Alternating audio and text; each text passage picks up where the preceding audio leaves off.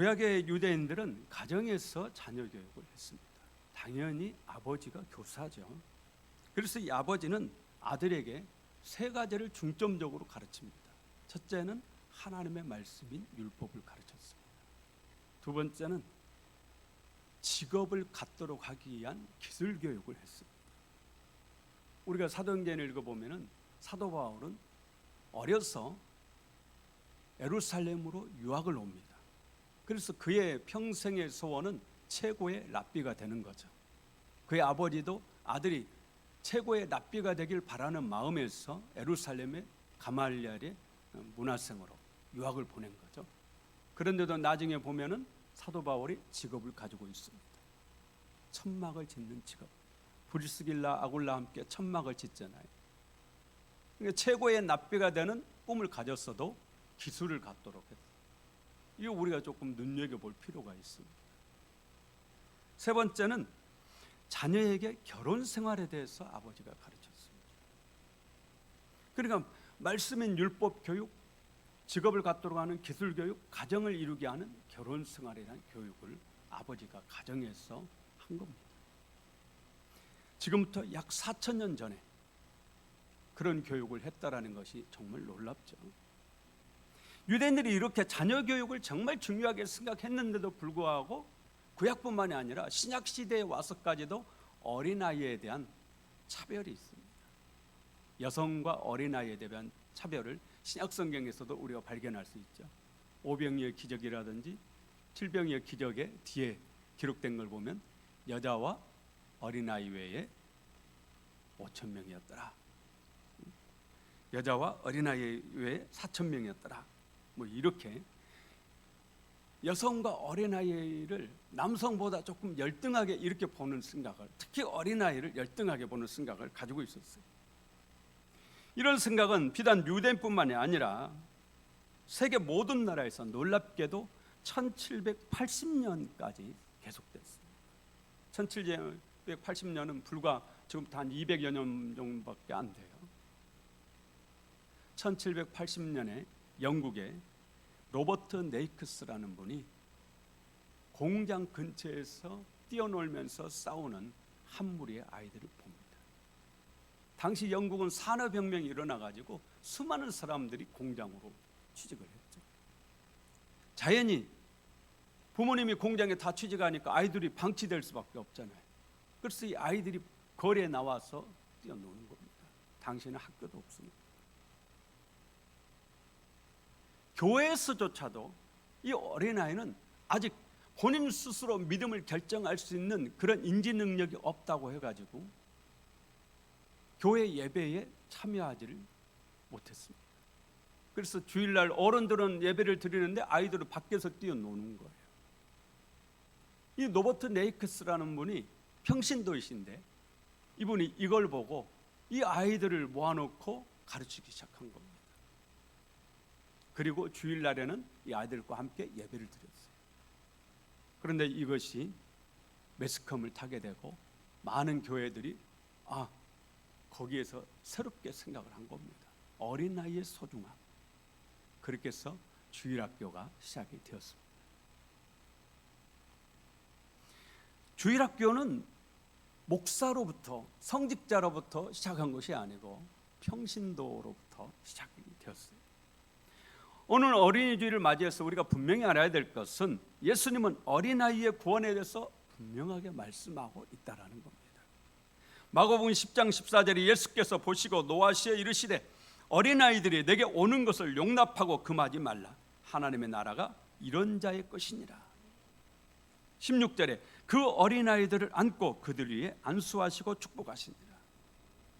예수님은 하나님의 나라가 이런 어린아이들과 같은 그런 사람들의 것이다. 그러면서 어린아이를 품에 안고 안수하시고 축복해 주셨다. 할렐루야. 제가 여러분에게 묻습니다. 그래서는 안 되겠지만 종종 있는 일이죠. 예수님을 믿는 분이 임신을 해가지고 아이를 낳다가 그만 아이가 유산이 됐습니다. 아이가 태어나자마자 죽었어요. 영아일 때 사망한 거죠. 그 아이가 구원을 받겠어요? 못 받겠어요? 그 아이가 천국을 가겠어요? 못 가겠어요? 우리 교단 헌법 제1편 교리편에 보시면 웨스터민스터 신앙 고백이라는 게 있습니다. 이 신앙 고백은 저와 여러분의 신앙 고백이거든요. 거기 10장 3항에 이렇게 말씀해요. 택함을 받은 영아는 어려서 죽는다 할지라도 성령을 통해서 그리스도로 말미암아 중생하고 구원을 받는다. 예수를 믿는 자녀는 하나님께 택함을 받았기 때문에 설령 영아 상태에서 본인의 의지가 우리가 볼 때는 없잖아요. 그런다 할지라도 하나님의 은혜로 구원을 받는다고 그렇게 신앙 고백을 하고 있습니다. 이게 바로 우리 장로교의 신앙 고백이에요. 그러니 오늘 어린이 주일을 맞아서 우리 우남신앙교회 성도님들이 어떤 마음을 가지셔야 될지, 우리 자녀들에 대해서 사실 어린아이의 한 영혼이나 어른의 한 영혼이나 똑같거든요. 그런데 오늘날 교회에서도 상당히 많이 차별 아닌 차별이 있는 게 사실입니다. 이런 차별을 무너뜨리는 것이 저는 교회학교가 부흥하는 첫 발걸음이 될 것이다, 그렇게 생각합니다. 오늘 우남신학교의 모든 자녀들을 향해서 구원의 문이 활짝 열리길 예수 이름으로 축원합니다. 요셉은 어린 시절에 아주 어렸을 때 일찍 어머니를 잃습니다. 하지만 요셉은 흔들림 없이 잘 자라죠. 엄마 없는 어린아이가 자라갈 때 엄마가 있어도 방황하고 잘못되는 아이들이 많은데 엄마가 없는 아이가 자라가는데 얼마나 힘들었겠어요. 그런데도 잘 자라죠. 그것은 아버지 야곱으로부터 물려받은 신앙의 교육이 있었기 때문에, 신앙이 있었기 때문입니다. 요셉이 흔들리지 않은 것은 전적으로 그에게 믿음이 있었기 때문이죠. 아버지 야곱은 엄마 없는 요셉에게 특별한 사랑을 쏟아붓기도 하셨지만 그 무엇보다도 하나님을 잘 섬기는 믿음을 가르쳤습니다. 그렇게 요셉은 육신의 어머니 대신에 하나님과 함께 동행하는 법을 배운 겁니다. 17살 나이에 형들에게 배반을 당해서 애굽의 노예로 팔려가죠. 더 이상 야곱의 손길이 뻗치지 않는 곳, 그곳으로 팔려간 겁니다. 하지만 육신의 아버지 야곱은 함께하지 못하지만 영의 아버지 하나님은 요셉이 어디를 가든지 함께하신 줄로 믿습니다. 그렇기 때문에 그 노예로 살면서도 요셉이 흔들리지 않는 거예요. 17살이면 사춘기고 방황하는, 한참 방황하는 때죠. 그런데도 이 아이가 흔들리지 않습니다.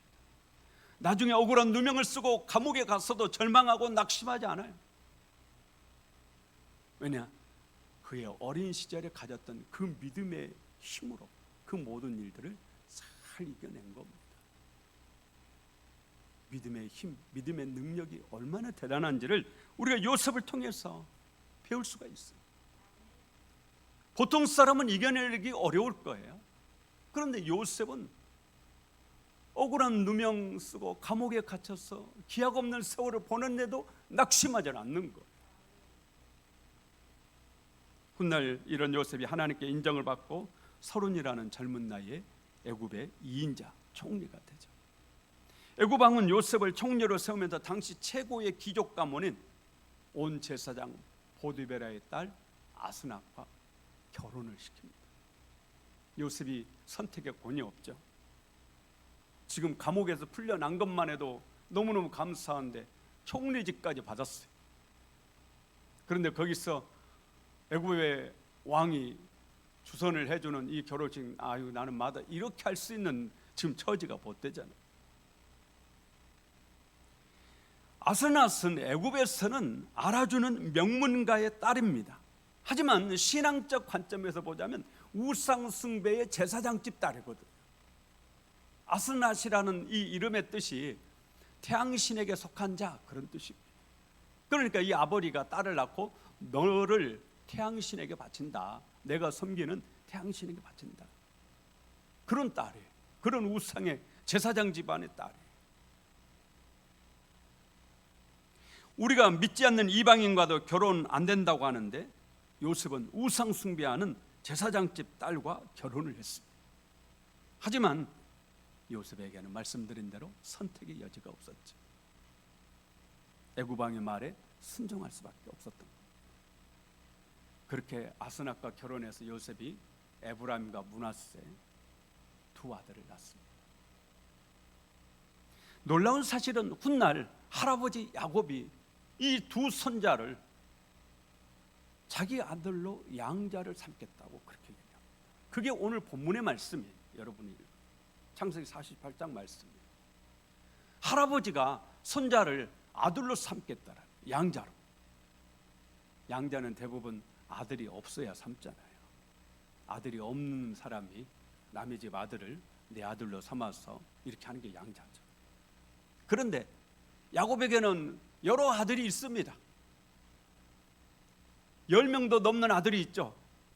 그런데 이 두 손자를 양자로 삼겠다라는 거예요. 왜 그랬느냐? 이 두 손자를 아들로 양자로 삼아서 그들에게 이스라엘 한 지파씩을 주어서 하나님이 계획하시는 이스라엘 12지파를 형성하시겠다. 이건 정말 놀라운 얘기 아니에요?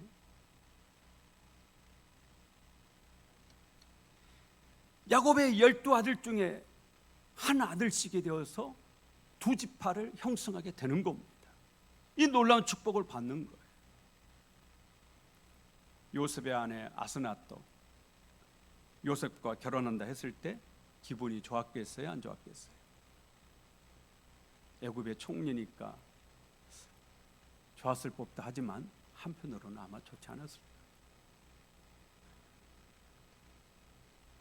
누구보다도 귀한 귀족 가문의 딸이죠. 애굽 최고의 신랑 가문과 결혼해야 마땅합니다.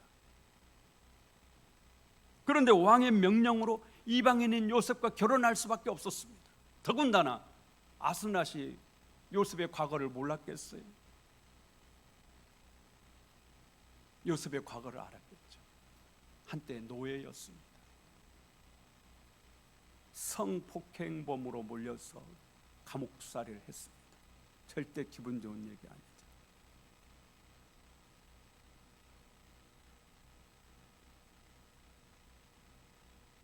이 결혼이 그녀에게 얼마나 실망스러웠을까요? 하지만 요셉과 결혼한 이후부터 아스낫은 요셉의 고귀한 신앙의 삶에 감동을 받게 됩니다. 남편 요셉에 대해서 알아가면 알아갈수록 요셉이 얼마나 대단한 사람인 줄 알게 돼요. 요셉은 애굽의 총리가 되어서도 복수하지 않습니다. 뭘 복수하지 않죠? 누구에게요? 보디발 장군과 그의 아내. 충분히 권력을 가지고 힘을 가지고 있거든요. 그러니 나를 억울한 누명 씌워서 감옥에 보낸 이 사람들을 얼마든지 처리할 수 있지, 복수할 수 있어요. 하지만 복수하지 않습니다. 다 용서하죠. 이거 절대 쉬운 일 아닙니다. 나에게 성폭행범으로 몰고 억울하게 감옥살이를 몇 년을 살게 한 이 사람들을 용서한다라는 것은 절대 쉬운 게 아니지. 그런데 용서하고 나를 배반하고 애굽의 노예로 판 그 형들 용서합니까? 안 합니까? 용서하거든요. 아내인 아스낫이 이런 남편의 모습들을 보면서 그 남편 속에 계시는 누구를 봤겠어요? 하나님을 본 거죠. 그래서 자기가 평생토록 섬겼던 태양신을 버리고 남편이 섬기는 하나님을 섬기게 된 것입니다. 마치 오른편 강도와 같습니다. 성경을 읽어보면 오른편 강도도 처음에는 왼편 강도와 똑같이 예수님을 조롱하고 비방합니다. 그러다가 이 오른편 강도가 예수님의 십자가 위에서 하는 기도를 듣죠. 당신을 십자가에 못 박는 로마 병사들을 위해서, 원수들을 위해서 아버지여 저들을 사하여 주옵소서. 자기들이 하는 것을 알지 못함이니이다. 이 주님의 십자가 위에 사는 이 기도소리를 듣는 이 오른편 강도의 이 심장이 완전히 멎어부를 것만 같습니다. 그러면서 그가 왼편 강도에게 꾸짖습니다. 너와 나는 마땅히 형벌을 받아야 마땅하지만, 그러나 이 사람이 그동안 한 일은 옳지 않은 일이 없다. 주 예수여, 당신의 나라가 임하실 때 나를 기억하소서. 할렐루야. 주님을 마음속에 영접한 겁니다. 아스나도 마찬가지. 남편 요셉을 통해서 감동을 받고 감화를 받고 남편 요셉 안에 계신 하나님을 본 겁니다. 그래서 그 하나님을 섬기기 시작하고 그 믿음을 가지고 두 아들 에브라임과 므낫세를 믿음으로 양육을 한 거죠. 할렐루야. 에브라임과 므낫세는 우상의 땅 애굽에서 태어났어요. 애굽에서 자랐는데도 불구하고 할아버지 야곱이 보기에는 정말 믿음의 사람이다. 오히려 가나안 땅에서 살고 믿음의 집안에서 살았던 다른 손자들보다 더 믿음이 출중하다. 그래서 마음에 결심한 겁니다. 내가 이 두 손자를 내 아들로 삼아서 하나님이 계획하시는 이스라엘 12지파를 형성한 한 지파씩을 차지하게 해야 되겠다. 기도 가운데 그런 결론을 내린 겁니다. 요셉의 삶으로 보여준 신앙이 아내 아스낫도 변화시키고 두 아들들도 최고의 신앙인으로 자라게 한 겁니다. 그 결과 요셉의 아들들은 이스라엘 12지파 중에 2지파를 차지하는 축복을 받았습니다. 그뿐 아니에요. 이 에브라임 지파에서 여러분도 잘 아는 위대한 인물이 나와요. 여러분 가문에서 위대한 믿음의 사람이 나오길 예수 이름으로 축원합니다. 이 에브라임 지파에서 위대한 인물이 나옵니다. 바로 여호수아입니다. 이스라엘 백성을 이끌고 가나안 땅으로 들어간 실제 예수님의 구약의 예표예요. 여호수아라는 이름에서 예수라는 이름이 나옵니다. 여호수아가 에브라임 지파에서 나온 거예요.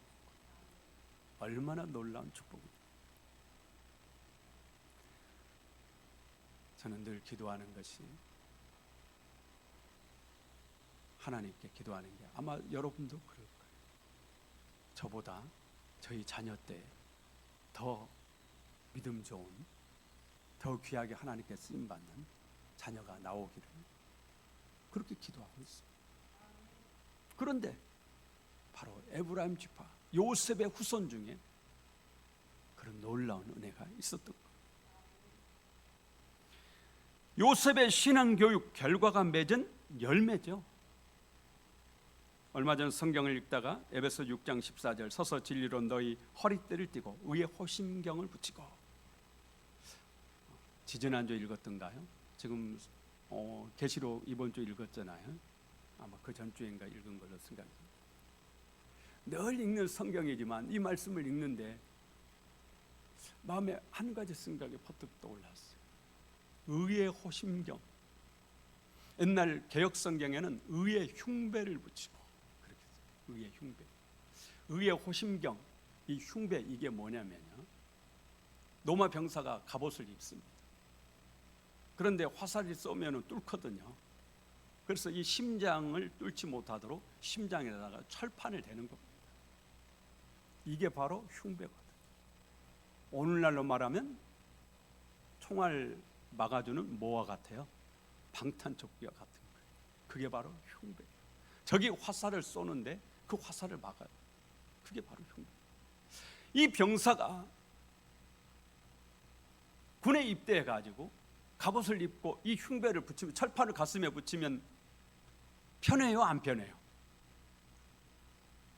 편하겠어요? 부자연스럽겠어요? 엄청 부자연스러워. 군대 가가지고요 전투화 신잖아요. 군화를 딱 신으면 엄청 무겁거든요. 정말 무겁고 여름에는 덥고 막 그러거든요. 불편해. 신었다 벗었다 하는데 시간 많이 걸립니다. 불편하거든. 그런데 3년 군복무하고 제대할 때쯤 되면 그 전투화를 안 신으면 허전해요. 몸에 적응을 해가지고 이제 그걸 신어야만이 이제 뭔가 좀 마음 편안하고 안정적이 돼요. 아마 이 병사도 마찬가지일 거예요. 이 흉배를 붙이고 생활하려고 하면은 이게 불편하고 걸리적거려요. 하지만 이게 계속적으로 훈련에 세월을 가다 보면 이게 내 몸에 딱 맞게 돼요. 신앙도 저는 마찬가지라고 생각합니다. 우리 자녀에게 신앙을 교육을 할 때 주일 성수를 여러분들이 가르치셔야 돼요. 그런데 이 아이가 주일날 교회를 안 가려고 할 때도 있을 거예요. 하지만 그 아이가 계속 주일을 지키도록 계속적으로 가르치는 겁니다. 아이가 하고 싶은 대로 놔두는 게 아니고 의도적인 생각을 가지고 주일을 가르치는 겁니다. 그러다 보면 먼 훗날 이 아이는 주일을 지키지 않으면 본인 스스로가 견딜 수 없는 주일을 송수하는 그런 믿음의 사람이 되는 거죠. 하나님께서 유대인들에게 안식일을 지키도록 하기 위해서 광야에서 40년 동안 만나를 내리시고 그 만나를 통해서 안식일을 지키게 하셨어요. 엿새 동안에는 만나를 하늘로부터 내려주세요. 안식일 날 만나 내립니까? 안 내립니까? 내리지 않아요. 처음에는 이 이스라엘 백성 중에 안식일 날도 만나 주우러 갔다가 허탕치고 돌아오고, 그런데 안식일 날은 내리지 않습니다. 40년 동안 이걸 훈련을 시키는 거예요. 그러니까 나중에는 자연스럽게 이스라엘 백성들이 철저하게 안식일을 지키는 사람이 된 겁니다.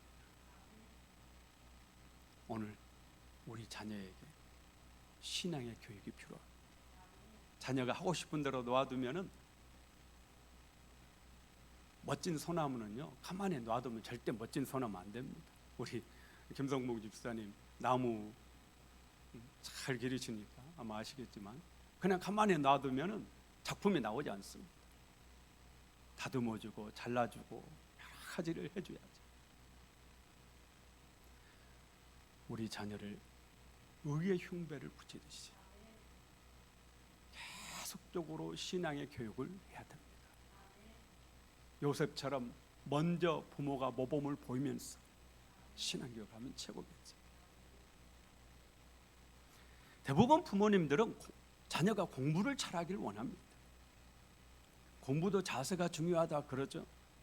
여기서 자세는 습관이에요. 공부하는 습관을 들이라는 거죠. 매일 자녀가 책상에 앉아 공부하는 습관을 어려서부터 들이라는 겁니다. 그러면 나중에 이것이 몸에 배이면 그 아이가 공부하는 아이가 되는 거죠. 요즘은 비단 공부뿐만이 아니에요. 운동을 잘하는 아이는 운동 쪽으로, 그림을 잘 그리면 그림 쪽으로 그렇게 길러주면 되는 거죠. 앞으로 세상은 지금보다 훨씬 더 부패하고 타락한 세상이 될 겁니다. 그러질 않기를 바라고 그러질 않기를 위해서 기도하고 있지만 성경의 예언서들이 지금이 말세라고 말씀하고 있죠. 술과 폭력과 마약과 음란과 온갖 악한 것들이 우리 자녀 앞에 기다리고 있습니다. 우리 자녀들이 그런 험한 세상에서 살아가야 돼요. 동성연애가 판을 치는 그 세상에서 우리 아이들이 자라가야 돼요. 앞으로 그 속에서 살아가야 됩니다. 그러려면 어느 때보다 믿음이 필요하죠. 예수 믿는 아이가 마약을 더하겠어요? 안 믿는 아이가 마약의 유혹에 더 빠지겠어요? 오늘 마약의 문제가 우리 사회에 정말 큰 문제입니다. 지금 엄청나거든요. 계속적으로 매스컴에 나오지 않아서 그렇지 우리 주변에도 계속 번지고 있거든요. 한 번 빠지면 거의 헤어나오기 어렵습니다.